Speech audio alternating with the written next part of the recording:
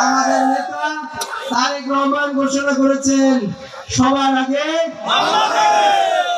সবার আগে এই সবার আগে বাংলাদেশ কেবল একটি স্লোগান নয়, সবার আগে বাংলাদেশ একটি দর্শন, একটি ফিলসফি। সবার আগে বাংলাদেশের মানে হচ্ছে বাংলাদেশের মানুষের স্বার্থ এবং বাংলাদেশের স্বার্থ এক এবং অভিন্ন।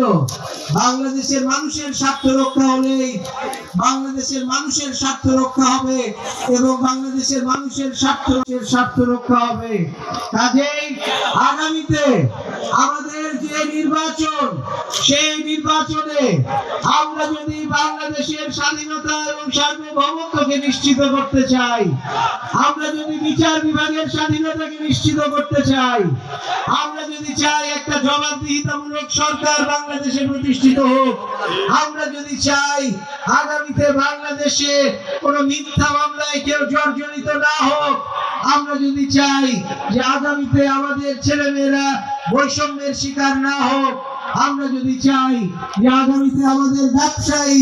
কোন রকম সমস্যা ছাড়া, কোন রকম চাঁদাবাজি ছাড়া ব্যবসা করুক,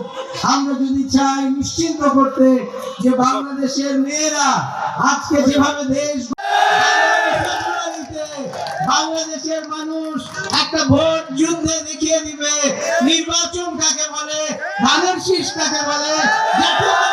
কাকে বলে। আমরা জাতীয়তাবাদী দলের প্রত্যেকটা সৈনিক আমরা প্রমাণ করে দিব যে শহীদ জিয়ার আদর্শ, বেগম খালেদা জিয়ার আদর্শ এখনো মানুষের প্রাণের ভিতরে আছে এবং সেই পথে আমরা বাংলাদেশকে 12 ফেব্রুয়ারিতে